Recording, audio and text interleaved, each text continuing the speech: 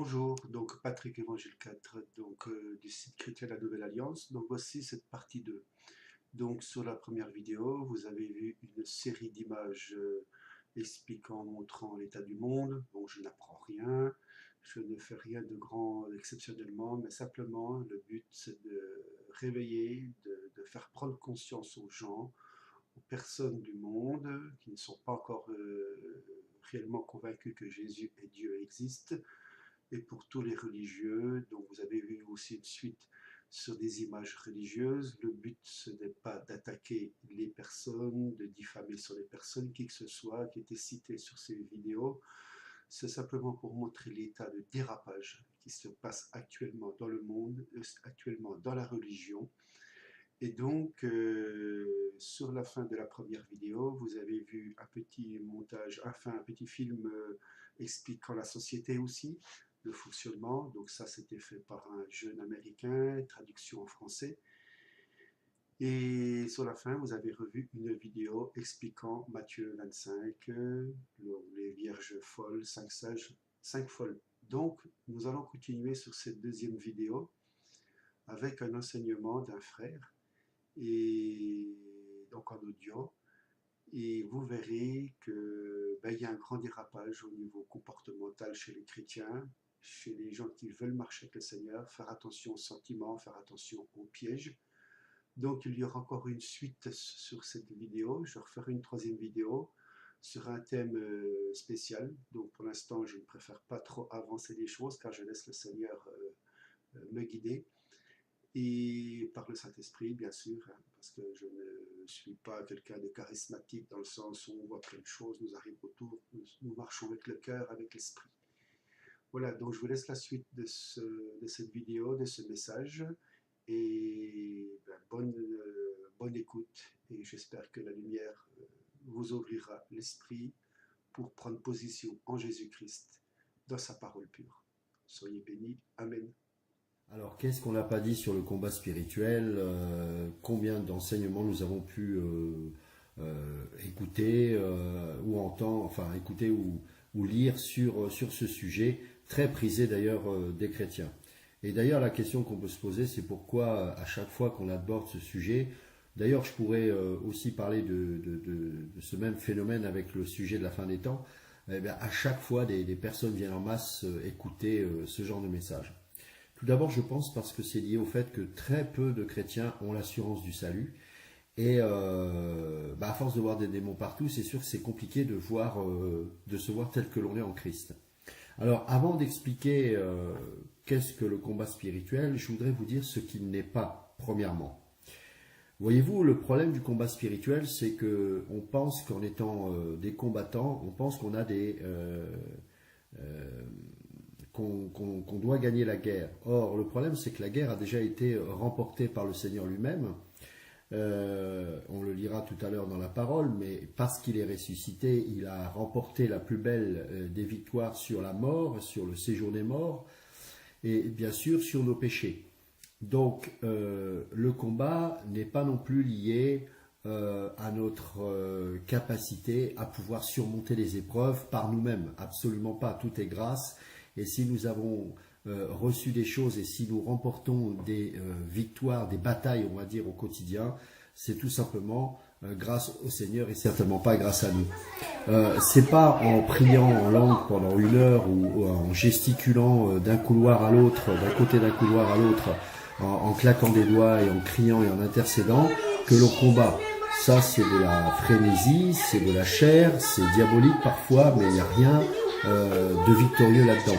Ce n'est pas en découpant les démons non plus comme on veut, c'est pas en voyant des serpents partout, et c'est pas en jeûnant et en priant 40 jours que nous avons un combat spirituel. Non. Le jeûne est bien, le jeûne est biblique, il est même, je vous encourage à le faire, mais comme le fruit d'une communion que l'on a avec Dieu et pas dans le but d'obtenir quelque chose. Ça, c'est la sorcellerie. Alors, le combat spirituel, c'est quoi? Mes amis, il faut tout simplement revenir dans la parole et nous allons d'abord, avant d'aborder le vif du sujet, parler de la parole de Dieu, parce que vous allez voir que le combat spirituel et la parole, ce sont deux choses qui sont intimement liées et que on ne peut pas combattre sans la parole de Dieu. Et pourquoi la parole de Dieu et pourquoi pas autre chose? Eh bien tout simplement parce que tout a été régi dans ce monde par la parole, et pas n'importe quelle parole, mais par la parole de Dieu. Et cette parole a une puissance et une efficacité telle que aucun démon ne peut tenir face à la parole. Et voyez-vous, le combat que l'on a à mener, c'est par rapport à la parole de Dieu et combien le diable veut justement nous faire douter quant à la véracité de la parole de Dieu. C'est ça notre combat. Vous savez, il ne va pas vous attaquer premièrement sur vos problèmes alimentaires, sur votre argent, etc. Et il sait que si il aura semé du doute vis-à-vis de votre foi en la parole de Dieu, eh bien tout le reste, ça peut être les finances, ça peut être toutes ces choses-là, eh bien tous les environnements extérieurs à vous-même, mais aussi les problèmes intérieurs liés peut-être à des problèmes internes liés au corps ou je ne sais quoi, eh bien vont tomber avec parce que vous n'aurez plus la parole pour vous ressaisir, parfois pour vous repentir ou tout simplement pour tenir bon dans les épreuves. Alors, commençons par le livre de Jean au chapitre 1. Jean chapitre 1. Au commencement, verset 1, au commencement la parole existait déjà. La parole était avec Dieu et la parole était Dieu. Donc on voit qu'il n'y a pas de séparation entre Dieu et la parole. Elle était au commencement avec Dieu. Tout a été fait par elle et rien de ce qui a été fait n'a été fait sans elle. En elle, il y avait la vie et cette vie était la lumière des êtres humains. La lumière brille dans les ténèbres et les ténèbres ne l'ont pas accueillie. Il y eut un homme envoyé par Dieu, son nom était Jean. Il vint comme témoin pour rendre témoignage à la lumière afin que tous croient par lui. Il n'était pas la lumière, mais il vint pour rendre témoignage à la lumière. Cette lumière était la vraie lumière qui, en venant dans le monde, éclaire tout être humain. Elle était dans le monde et le monde a été fait par elle, pourtant le monde ne l'a pas reconnue. Elle est venue chez les siens et les siens ne l'ont pas accueillie. Mais à tous ceux qui l'ont acceptée, à ceux qui croient en son nom, elle a donné le droit de devenir enfants de Dieu, puisqu'ils sont nés non du fait de la nature, ni par une volonté humaine, ni par la volonté d'un mari, mais parce qu'ils sont nés de Dieu. Et la parole s'est faite homme.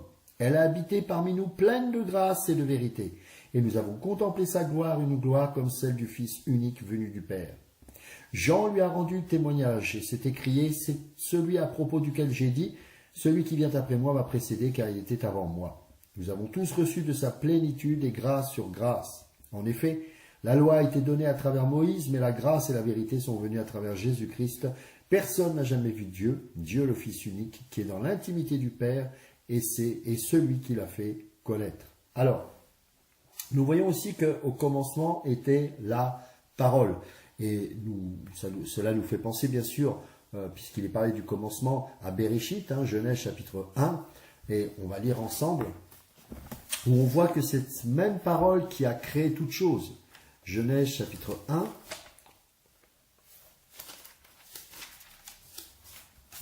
Au commencement, Dieu créa le ciel et la terre. La terre n'était que chaos et vide. Il y avait des ténèbres à la surface de l'abîme, et l'Esprit de Dieu planait au-dessus de l'eau.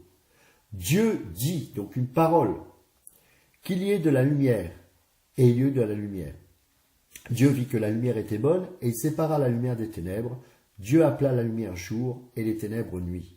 Et il y eut un soir, et il y eut un matin, ce fut le premier jour. Dieu dit, il parle encore, qu'il y ait une étendue entre les eaux, pour les séparer les unes des autres. Dieu fit l'étendue et sépara ainsi l'eau qui est au-dessus de l'étendue de celle qui est au-dessus. Cela se passa ainsi. Dieu appela l'étendue ciel, il y eut un soir et il y eut un matin.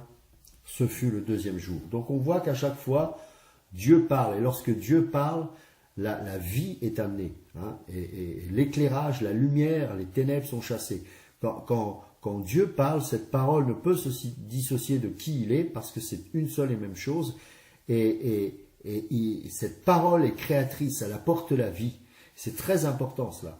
Et donc le diable, par cette même parole, a été, quand il était Lucifer, jeté du ciel. Et il sait combien cette parole est puissante et importante. Et il sait que tant que l'homme reste sous cette parole-là et qu'il s'y soumet, eh bien le diable ne peut rien faire. Mes amis, le diable ne peut rien faire contre quelqu'un qui est dans la parole et qui marche avec la parole. Vous avez des gens qui peuvent vivre de songes et des choses comme ça et qui seront toujours vulnérables parce que le songe peut venir de Dieu mais peut venir aussi du diable.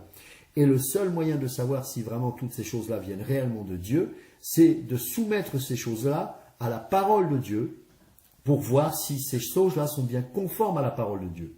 Vous savez, le cœur de l'homme est tellement méchant et tellement tordu que si ça correspond à un désir, ce songe-là, qu'il a au plus profond de son cœur, eh bien, il va tout faire pour que cette parole puisse se caler à ce songe-là. Donc, il faut être le plus intègre et objectif possible pour que nous ne mettions pas cette parole à notre portée, mais que nous-mêmes, nous nous soumettions à cette parole. C'est pour ça qu'il est important de se soumettre à la parole, et se soumettre, ça veut dire mettre de côté nos sentiments, nos désirs, et que peut-être ces songes flattent notre ego, flattent notre chair, auquel cas nous avons intérêt à nous soumettre à la parole de Dieu et à mettre cela de côté, à être le plus intègre possible. Et c'est sous l'inspiration du Saint-Esprit que nous pouvons prendre les bonnes décisions, parce que sinon nous allons sombrer. Donc, il est important de comprendre ces choses, que déjà là, nous avons un combat. Et le combat se situe par rapport à nous-mêmes vis-à-vis de cette parole de Dieu. Est-ce que, en nous soumettant à cette parole, nous avons bien compris que c'est pas cette parole qui doit se caler à nos désirs, parce que très souvent on pense qu'on s'y soumet, mais au plus profond de nous-mêmes, il y a un désir de vouloir utiliser la parole pour combler nos besoins, pour assouvir nos désirs qui ne sont pas justes ni légitimes. Et pourtant, devant les autres, on peut dire « Ah mais, vous voyez bien que je me soumets à la parole de Dieu. » Non, non, non, il faut être vraiment honnête. C'est ça, se soumettre à la parole de Dieu. Et ça, mes amis, c'est pas les chalala cachala, et c'est pas en claquant des doigts et en tournant à droite à gauche. Hein, ça, ce sont des gens qui sont dans la sorcellerie la plupart, ou qui ont un arrière-plan animiste, et qui n'ont pas compris que le combat spirituel, c'est pas de hurler, c'est pas de crier. Le combat spirituel commence vis-à-vis de nous-mêmes. Et par rapport à la parole de Dieu, je dois la considérer comme ayant une autorité sur ma vie, et que cela n'est pas négociable.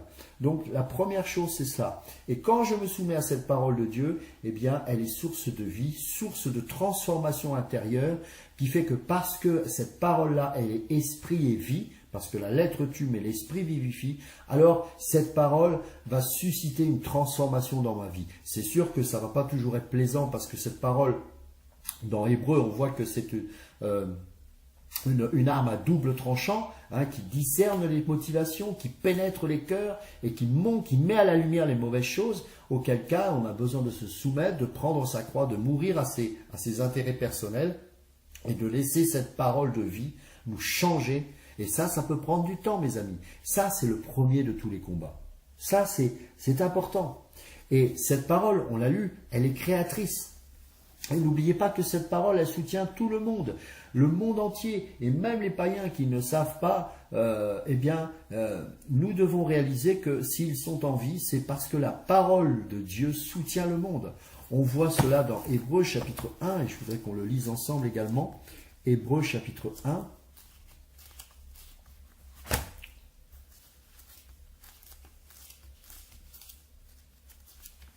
Hébreux chapitre 1. Verset 1, après avoir autrefois de nombreuses reprises et bien des manières parlé à nos ancêtres par les prophètes, Dieu dans ces jours qui sont les derniers nous a parlé par le Fils, il l'a établi héritier de toutes choses, et c'est par lui aussi qu'il a créé l'univers.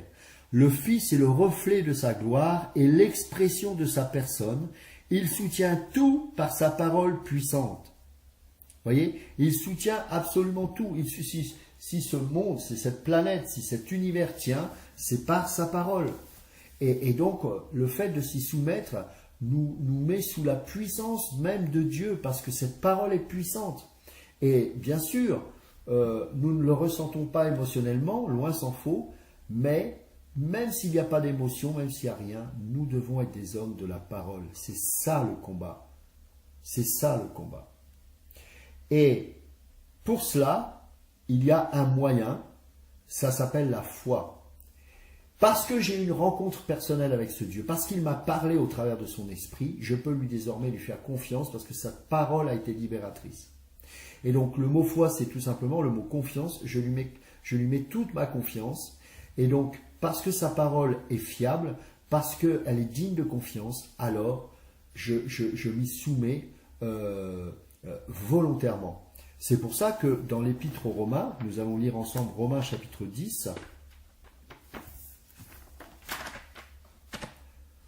Romains chapitre 10. Il est écrit ceci, à partir du verset 16. « Mais tous n'ont pas obéi à la bonne nouvelle. En effet, Ésaïe dit, « Seigneur, qui a cru à notre prédication ?» Ainsi, la foi vient de ce que l'on entend, et ce qu'on entend vient de la parole de Dieu. Hein? La parole, ce n'est pas un livre. Bien sûr, ici, nous avons une Bible où la parole de Dieu est écrite, mais pour que ces écritures-là me parlent, il faut qu'elles deviennent parole, et c'est par l'esprit. Et n'oublions pas que l'arme offensive, c'est pas le bouclier, mes amis. L'arme offensive, c'est pas de prier en coupant les têtes. C'est quoi l'arme offensive? C'est dans Éphésiens chapitre 6, nous l'avons cette arme. Nous avons cette arme. Éphésiens chapitre 6, verset 11. Revêtez-vous de toutes les armes de Dieu, afin de pouvoir tenir ferme contre les manœuvres du diable. En effet, ce n'est pas contre l'homme que nous avons à lutter, mais contre les puissances, contre les autorités, contre les souverains de ce monde de ténèbres, contre les esprits du mal dans les lieux célestes. Alors, beaucoup de gens interprètent ça en disant « Ouais, voilà, il faut combattre les démons, les machins. » Non, non, c'est pas ça.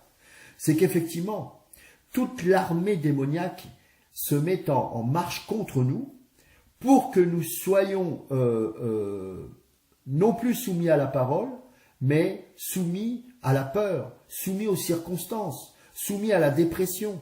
Et pour cela, l'armée du diable et lui-même nous attaque par rapport au doute.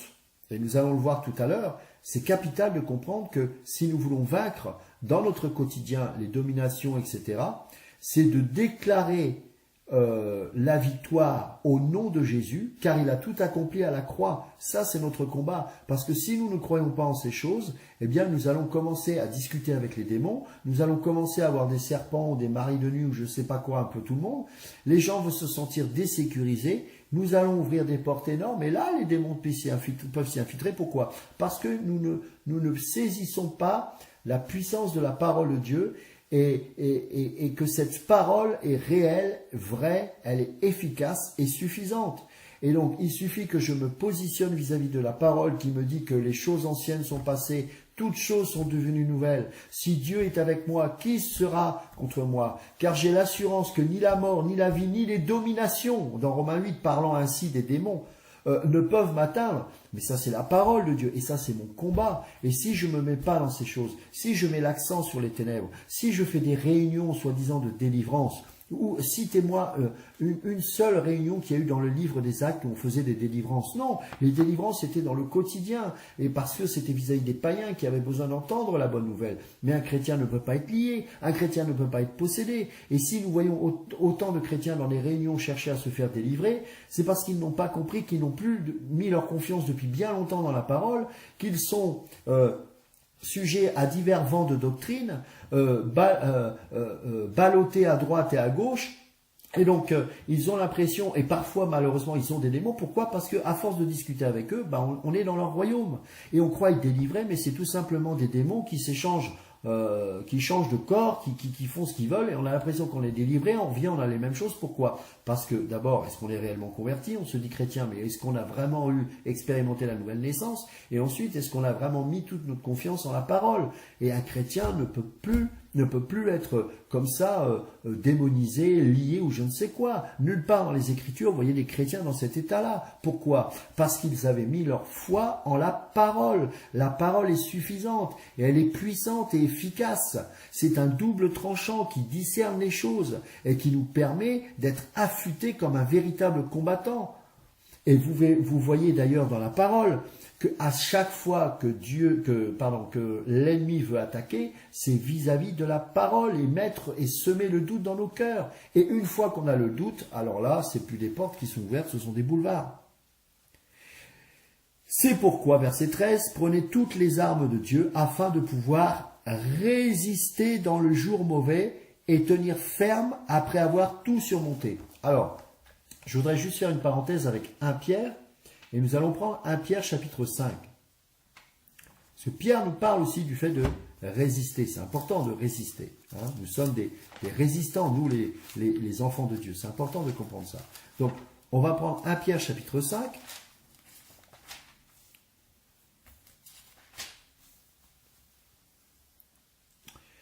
Verset 8.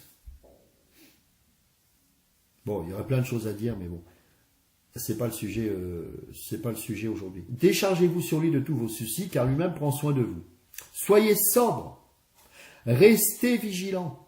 Votre adversaire, le diable, rôde comme un lion rugissant, cherchant qui dévorer. Bon, on ne peut pas nier le fait que l'ennemi veut nous atteindre, ça c'est sûr. Donc on doit être sobre et on doit rester vigilant ou concentré. Résistez-lui avec quoi? Avec du prier en langue, avec de la prière en langue, avec des cris, avec on chasse, on coupe la tête à tout le monde. Non, non. Résistez-lui avec une foi inébranlable. Le mot grec, là, ici, parle de tenir, ferme, voilà, quelque chose de costaud. Sachant que les mêmes souffrances sont imposées à vos frères et sœurs dans le monde. Voilà. Résistez avec une foi inébranlable. Et vous savez, vous allez avoir des épreuves. Et ces épreuves sont bonnes pour nous parce qu'elles sont là pour nous aguerrir quant à notre confiance dans la parole. Notre foi augmente parce que nous tenons ferme vis-à-vis des combats, vis-à-vis des épreuves. Et donc cette parole devient de plus en plus une réalité dans notre vie. Et c'est ce dont nous avons besoin pour notre vie de tous les jours. Et regardez, dans Genèse, revenons dans Genèse, au chapitre 3, qu'est-ce qu'il est dit? Très important de comprendre ça. Genèse chapitre 3. L'Éternel Dieu dit à la femme, je vais trop loin, Voilà, verset 1, excusez-moi. Donc Genèse chapitre 3, verset 1. Le serpent était le plus rusé de tous les animaux sauvages que l'Éternel avait fait. Il dit à la femme, écoutez bien ça, Dieu a-t-il vraiment dit? Vous ne mangerez aucun des fruits des arbres du jardin. En fait, il veut semer le doute. Il remet en question la parole de Dieu. Donc, il ne lui a pas dit tout de suite, allez, vas-y, tu peux en manger, regarde ce jardin, tu pourrais... Non, non. Il remet d'abord en question la parole de Dieu. Et une fois que cette parole est remise en doute par Ève, une porte se s'ouvre. Et vous savez, il va reproduire les mêmes schémas avec nous. C'est pour ça que, parce qu'il est rusé, il ne va pas faire forcément des attaques frontales. Parce qu'avec l'expérience, il sait que on a quand même acquis une certaine maturité qui fait que, eh bien, il va falloir qu'il soit rusé. Et donc, il va utiliser le doute pour que nous soyons en dehors de la parole de Dieu. Mais il va même aller plus loin. Et c'est ce qu'on voit dans Matthieu chapitre 4, c'est qu'il va utiliser la parole de Dieu, mais avec une mauvaise interprétation. Et ça revient un petit peu au point numéro 1, où je disais que le premier combat, c'est nous vis-à-vis de la parole, quelles sont les motivations de nos cœurs et qu'on peut utiliser la parole pour satisfaire nos convoitises charnelles. Et là, c'est une mauvaise interprétation des Écritures volontaire. Mais là, ça peut être l'ennemi qui nous susurre des choses. Et c'est pas parce que c'est la parole que pour autant elle est réellement parole. Parce que si nous la sortons de son contexte, ça peut nous détruire. Une arme, on peut la retourner contre nous. Et regardez ce qu'a fait le malin avec Jésus dans le désert, Matthieu chapitre 4. N'oubliez pas que c'est une sorte de jardin et là où Adam avait échoué, il fallait qu'à nouveau, face à ce test-là, le dernier Adam remporte la victoire vis-à-vis de la parole. Et là encore, il s'approche vis-à-vis de Jésus avec la même ruse et il utilise la parole. C'est terrible ça. Et vous savez, beaucoup de chrétiens tombent dans ce piège-là. Mais c'est la parole. Ouais, mais elle est sortie du contexte. Matthieu chapitre 4. Puis Jésus, verset 1, fut emmené par l'Esprit dans le désert pour être tenté par le diable. Après avoir jeûné 40 jours et 40 nuits, il eut faim. Le tentateur s'approcha et lui dit, « Si tu es le Fils de Dieu, ordonne que ces pierres deviennent des pains. » Jésus répondit, Il est écrit, l'homme ne vivra pas de pain seulement, mais de toute parole qui sort de la bouche de Dieu. Ici, le mot utilisé, parole, c'est rhéma et pas logos, et le mot rhéma nous parle d'une parole révélée, de la parole de Dieu qui est appropriée à une circonstance particulière. En l'occurrence, là, ce verset-là, cette parole-là, est vraiment la parole utilisée dans son combat-là, à l'instant, puisqu'il cite Deutéronome chapitre 8, verset 3. Le diable le transporta alors dans la ville sainte et le plaça au sommet du temple et lui dit, si tu es le fils de Dieu, jette-toi en bas. En effet, car il est écrit, vous voyez, il cite les Écritures, il donnera des ordres à ses anges et à ton sujet, ils te porteront sur les mains de peur que ton pied ne heurte une pierre. Donc là, il sort un passage du contexte pour faire tomber Jésus. Jésus, lui, il récite les versets, c'est pas les versets, mais il cite la parole dans son contexte. Il était aussi écrit, tu ne provoqueras pas le Seigneur ton Dieu. Voilà, alors après il va le faire tomber dans d'autres choses. Donc de toute façon, il y a les trois aspects selon l'Épître aux Gens, la convoitise des yeux, la convoitise de la chair et l'orgueil de la vie. Donc le positionnement, l'élévation, la faim, et puis la convoitise des yeux, bien évidemment. Donc, vous voyez, ça c'est important de comprendre que notre combat, c'est encore la parole de Dieu. Et très souvent, l'ennemi va utiliser aussi une parole de Dieu, même par une prophétie. Ça peut être des prophéties totalement bidons. Par exemple, une prophétie qui vous amène la condamnation alors que vous marchez devant Dieu, ayez du discernement. Ayez du discernement. J'ai connu une sœur qui disait, je ne comprends pas, je suis allé dans une réunion où une sœur, soi-disant, a reçu comme quoi j'avais des problèmes avec le sexe, etc. Elle dit, j'en ai pas.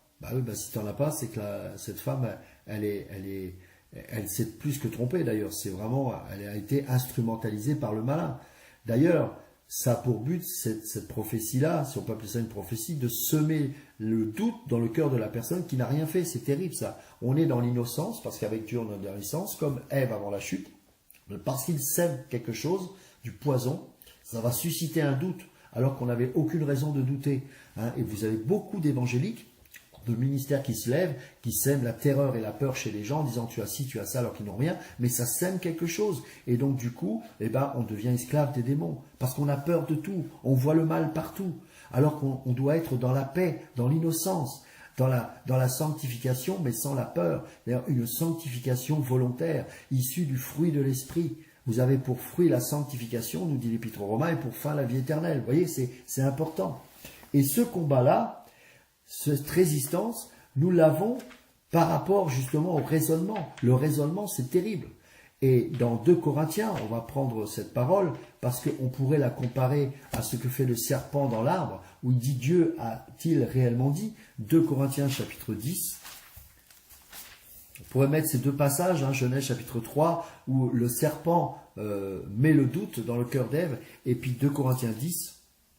On va prendre verset 1. Moi, Paul, je vous adresse un appel par la douceur et la bonté de Christ. Moi qui suis humble quand je suis parmi vous, mais plein de hardiesse envers vous quand je suis loin. Je vous en prie, ne me forcez pas, lorsque je serai présent, à recourir avec hardiesse à l'assurance dont je compte faire preuve contre quelques-uns, contre ceux qui estiment que nous nous conduisons de façon purement humaine.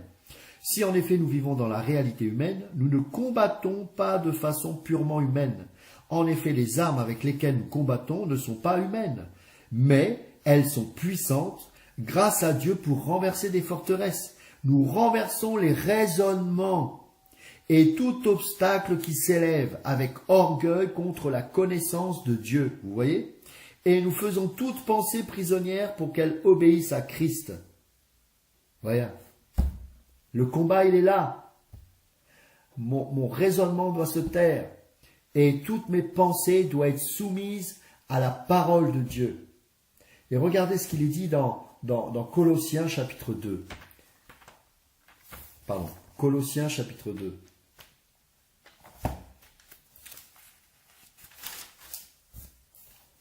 Colossiens chapitre 2, à partir du verset 1. Je veux en effet que vous sachiez à quel point il est grand le combat que je soutiens pour vous, pour ceux qui sont à Laodicée et pour tous ceux qui n'ont jamais vu mon visage. Je combats ainsi. afin que, unis dans l'amour, ils soient encouragés dans leur cœur et qu'ils soient enrichis d'une pleine intelligence pour connaître le mystère de Dieu, aussi bien du Père que du Christ. C'est en lui que sont cachés tous les trésors de la sagesse et de la connaissance. C'est en lui. Et dans sa parole, il est la parole.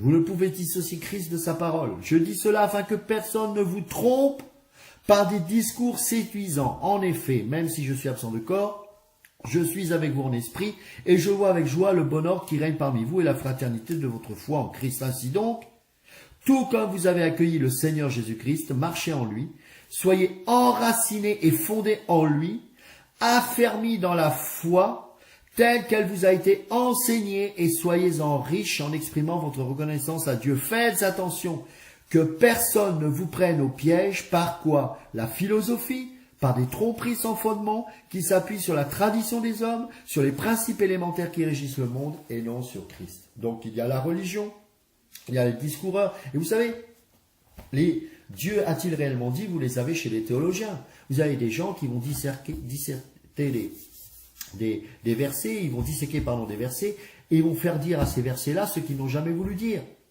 Hein, ça fait partie des philosophies vaines. Donc, nous devons être simples quant à la parole de Dieu, bien sûr, pour que cette parole ne nous emmène pas n'importe où, parce que, encore une fois, c'est une arme qui peut nous blesser, donc on a intérêt à la maîtriser correctement. Eh bien, il faut apprendre à interpréter les Écritures dans son contexte, et on ne peut pas sortir un verset du contexte pour se faire plaisir. Donc ça demande une rigueur. Ce combat-là demande une extrême rigueur quant à l'utilisation de la parole de Dieu, afin qu'elle ne soit pas, qu'on lui fasse pas dire ce qu'elle n'a jamais voulu dire. Ça, c'est important. Donc il faut de l'honnêteté intellectuelle, il faut de la rigueur, et il faut apprendre à interpréter les Écritures. Vous ne pouvez pas utiliser une parabole pour faire un enseignement. Ce sont des images.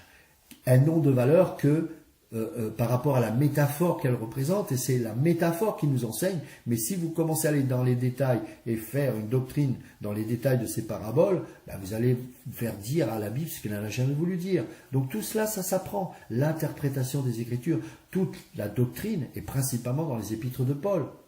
Un peu de Pierre, mais voilà, c'est pour vous dire que il y a une façon de lire et d'interpréter les Écritures. Ça fait partie du combat.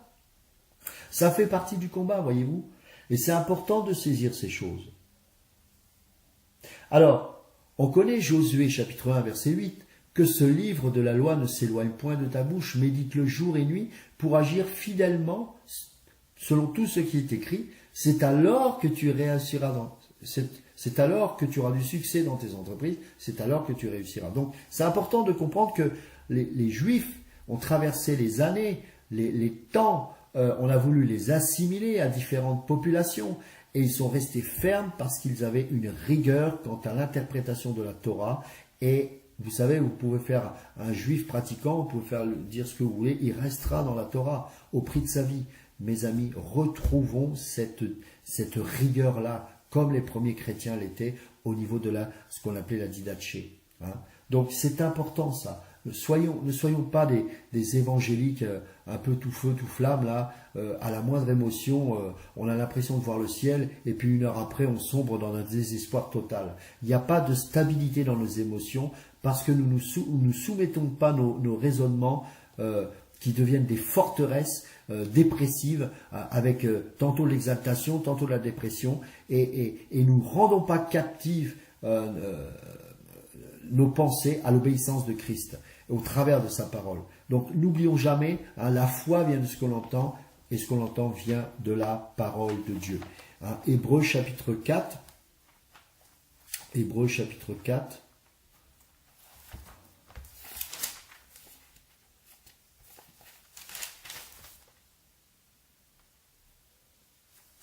On va prendre verset 7. C'est pourquoi Dieu fixe de nouveau un jour, aujourd'hui, en disant bien longtemps, après par David cette parole déjà citée, aujourd'hui, si vous entendez sa voix, n'endurcissez pas votre cœur. Si Josué leur avait effectivement donné le repos, Dieu ne parlerait pas après cela d'un autre jour. Il reste donc un repos de sabbat pour le peuple de Dieu. En effet, celui qui entre dans le repos de Dieu se repose lui aussi de son activité, tout comme Dieu s'est reposé de la sienne. Empressons-nous donc d'entrer dans ce repos, afin que personne ne tombe en donnant le même exemple de désobéissance. En effet, la parole de Dieu est vivante. Elle est vivante et efficace. C'est-à-dire que c'est pas j'y crois et puis ça marchera jamais. Non, elle est efficace. Cette parole a été éprouvée sur des milliers d'années au travers d'un peuple et au travers plus tard de disciples et de gens qui ont cru au Seigneur. Et on a un témoignage de leur vie dans ce livre qui nous montre que cette parole est réelle et elle est efficace. Plus tranchante que toute épée à deux tranchants, pénétrante jusqu'à séparer âme et esprit, jointure et moelle, elle juge les sentiments et les pensées du cœur. Aucune créature n'est cachée devant lui, tout est nu et découvert aux yeux de celui à qui nous devons rendre compte. Donc, première chose, se soumettre à la parole de Dieu, et non pas aux songes, à nos émotions.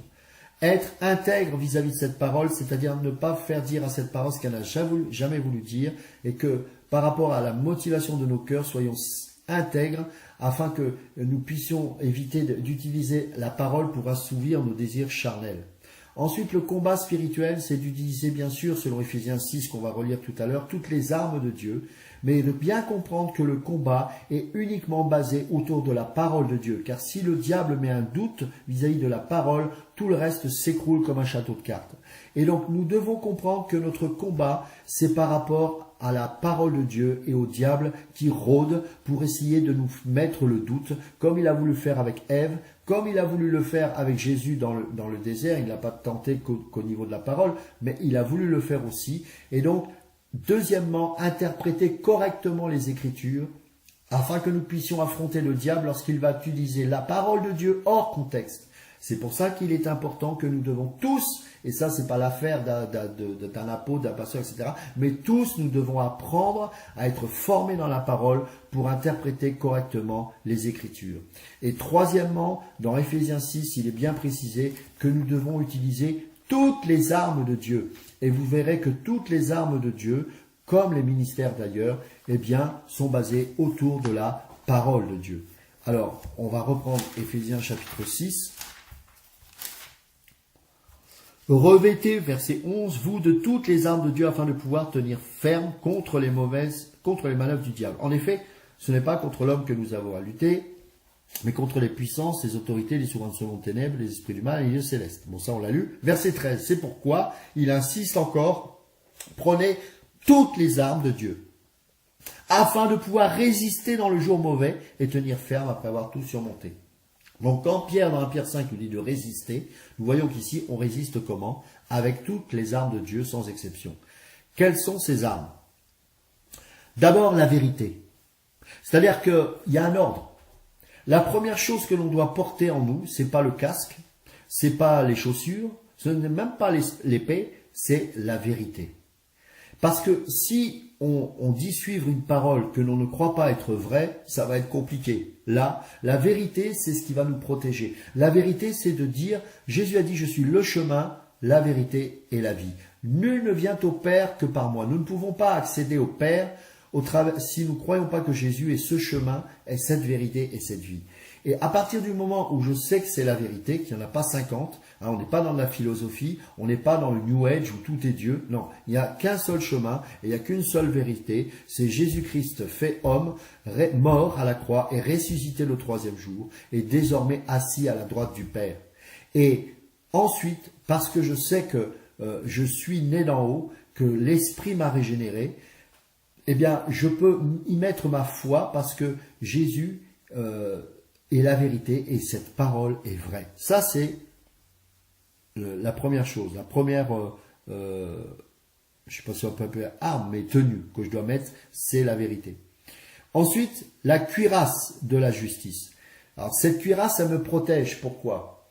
Parce que l'accusateur des frères, qui est le diable, va dire, tu n'es pas justifié. Regarde ce que tu as fait. Regarde là encore, tu as fait encore une bêtise. Tu as encore dit cela. Non, non. J'ai été justifié, j'ai été racheté, j'ai été sauvé, et la tenue qui m'a été fabriquée pour que je la porte, elle a été fabriquée au ciel et déposée par les anges sous les ordres de Dieu lui-même. Donc, voilà, je porte cette cuirasse, et cette cuirasse-là me protège. Cette ceinture de la vérité est là pour me faire tenir, pour que pas je m'écroule, parce que s'il n'était pas la vérité, tout serait vain. Mais ma protection contre l'accusateur des frères qui me dit tu n'as pas été justifié et la justice doit s'accomplir, tu dois mourir à cause de cela. Eh bien non, Jésus a accompli la justice de Dieu. Je méritais la mort, mais il a pris ma place. Deuxième chose, donc vous voyez que tout ça c'est autour de la parole. Mettez comme chaussure à vos pieds le zèle pour annoncer l'évangile de paix. Eh bien, évidemment, je suis quelqu'un qui va au combat. Je ne suis pas pour me défendre. Je suis un attaquant. Et un attaquant, il témoigne de ce que Dieu a fait dans sa vie. Et donc, ces chaussures-là le met en mouvement, pas pour avoir une meilleure vie ici-bas, mais parce qu'il ne peut s'empêcher de proclamer cette bonne nouvelle du salut en Jésus-Christ.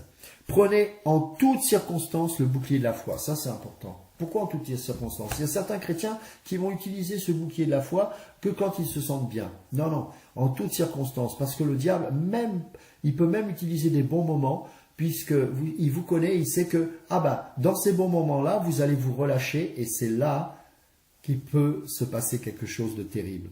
Donc, le bouclier de la foi, c'est un bouclier que l'on tient ici. Alors, ce bouclier-là, c'est un bouclier important parce que c'est le bouclier qu'on utilise pour se protéger. Lorsque les Romains faisaient la technique de la tortue, ils avaient un grand bouclier et derrière ce bouclier, ils se protégeaient des traits enflammés, des flèches enflammées. Et vous savez, le malin, il va vous balancer des mauvaises pensées dans votre âme en permanence. Il va vous dire ceci et vous avez l'impression que c'est vous. Mais non, c'est pas vous, c'est le malin qui vous balance cela. Et donc, il faut utiliser cette parole de Dieu. Je rejette cela. Je m'appuie sur ce que Dieu dit de moi parce que je ne veux pas être atteint par cette flèche. Vous voyez? Ça, c'est important. Et ce bouclier-là, c'est la parole de Dieu. Et cette parole va me protéger. Mais ce bouclier-là, je dois apprendre à l'utiliser. Cette parole, je dois apprendre à l'interpréter correctement parce que si jamais je ne l'interprète pas correctement, cette flèche peut m'atteindre. Ensuite, faites aussi bon accueil au casque du salut. Pourquoi? Parce que là, au niveau de mes pensées, je dois être certain et je dois avoir l'assurance de mon salut. Et si vous avez encore des craintes par rapport à votre salut, relisez Romains chapitre 8, priez le Seigneur qui vous ouvre les yeux, parce que si vous l'avez réellement rencontré, si vous l'avez mis votre foi, vous êtes sauvés. Voilà. Et donc, ce casque-là, c'est revenir aux sources de ce que Dieu a dit de vous. Non pas de ce que vous pensez de vous, mais qu'est-ce que Dieu pense de vous. Vous êtes rachetés, sanctifiés, lavés, purifiés, délivrés, etc., etc. Et ensuite, l'épée de l'esprit, c'est-à-dire la parole de Dieu. Ah oui, ça c'est une arme offensive, parce que quand le diable nous attaque et que nous sommes là au combat face à face, eh bien, vous savez, c'est important de comprendre la parole parce que l'épée de l'esprit, le mot épée ici, en grec, c'est une petite épée de combat. C'est l'épée qu'utilisaient les Romains lorsqu'ils n'avaient plus leur grande épée, lorsqu'il n'y avait plus de bouclier, qu'ils étaient dans un combat qu'on appelle au corps à corps. Et là, on utilise cette petite épée. Parce que là, on est au corps à corps et c'est en fait un poignard. Il y aura des fois où nous aurons des corps à corps, des doutes terribles, des machins. Eh bien, il va falloir combattre avec la parole de Dieu, mais en utilisant la parole par rapport à la situation dans laquelle on est. C'est pour ça la parole de Dieu, que le mot parole ici est utilisé, c'est encore rhéma, comme le même mot que est utilisé dans Matthieu 4.4. Pourquoi? Parce que c'est une parole appropriée au combat dans lequel je me trouve. Je ne vais pas sortir une parole d'à côté qui n'a aucun rapport pour mon combat. Non, là, je suis dans un corps à corps, j'ai besoin de mon poignard, c'est un combat rapproché et j'ai besoin de cette parole qui est une parole rhéma. J'ai besoin d'une révélation de Dieu à l'instant T, au moment même où je traverse cette situation difficile. Vous voyez, tout ça c'est la parole. Et vous savez, je suis un peu fatigué de voir les chrétiens toujours en train de pleurer, toujours en train alors que nous sommes en Occident, alors que nous n'avons pas de persécution ou peu, et on n'arrive pas à se positionner parce qu'on n'a pas de conviction. D'où viennent les convictions? D'où vient l'assurance? D'où vient la détermination de la parole? Encore faut-il que l'Esprit nous illumine cette parole dans nos cœurs afin que nous puissions vraiment la saisir dans toute sa beauté, dans toute sa vérité, dans toute sa profondeur.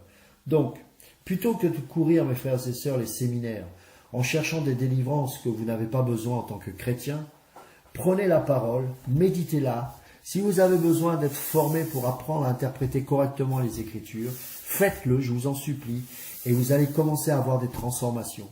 Moi, quand je me suis converti, avant ma conversion, j'ai fait des choses aussi horribles que vous. Alors, j'ai peut-être pas tué des gens, j'ai peut-être pas...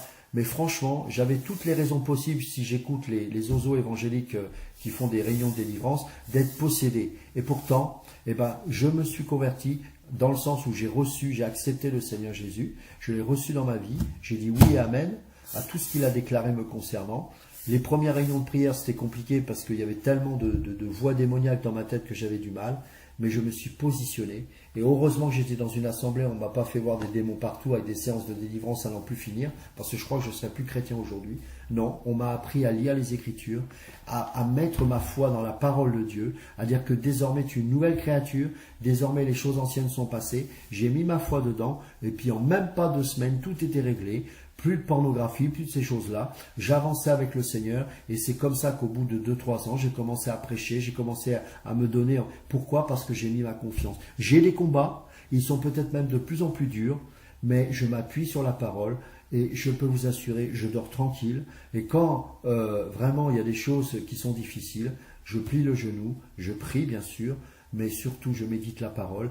Et la prière pour moi n'est pas un combat. La prière, c'est tout simplement parler à Dieu, être en communion avec lui. Le jeûne, c'est pas pour obtenir quelque chose, parce que je suis pas dans la sorcellerie. Le jeûne, c'est tout simplement pour me consacrer encore plus. Je veux passer un temps plus proche de lui, m'humilier encore plus. Et voilà, c'est tout simplement ça. C'est tout simplement Isaïe 58. Donc vous voyez, la parole est indispensable. Je vous en prie, les pseudo-charismatiques et églises de soi-disant réveil, je ne sais pas quoi, ceux qui entendent les oiseaux parler en langue de Dieu et tout ça, revenez à la parole. Parce que ça vous met dans des stress pas possibles. La plupart des gens n'arrivent plus à avoir la paix. La plupart des gens n'arrivent plus à manifester, à être un témoin de Christ. Nous faisons peur aux païens. Pourquoi? Parce que nous avons un comportement de schizophrène. Donc revenons à la parole. Soyons fermes parce que les jours sont mauvais, c'est vrai. Et c'est pour ça qu'il faut rester dans la parole de Dieu. L'homme ne vivra pas de pain seulement, mais de toute parole qui sort de la bouche de Dieu. Donc voilà le message de ce frère. Donc en espérant que ça vous a apporté une lumière, la vérité et de pouvoir remettre sur le bon chemin, d'éviter tous ces dérapages de mouvements charismatiques et autres, de ne pas se laisser enfermer dans ces prisons. De toute façon, tout là où il y aura des bâtiments, tout là où il y aura des rassemblements, on vous tiendra, on vous fera mettre en place des raisonnements pour que vous les suivez d'une manière ou d'une autre. Que ce soit sur le terrain, que ce soit sur un site, on vous obligera à les suivre et de partager leur vision, leur manière de tenir les gens dans ces prisons. Voilà. Je ne voudrais pas creuser encore trop long sur cette vidéo. Le frère a assez parlé. Maintenant, je pense que le chemin a été remis face à nous et nous pouvons revenir à la parole pure, revenir à la manifestation de Jésus à travers sa parole dans nos vies de tous les jours. Voilà, cette vidéo est terminée. Je passerai sur un autre thème pour la partie 3. Donc, suivez bien l'ordre du passage de ces vidéos et ces messages sur le site Chrétien de la Nouvelle Alliance, sur la page des dérapages des religions. Et donc, vous comprendrez le but de cette page. Soyez bénis, à bientôt.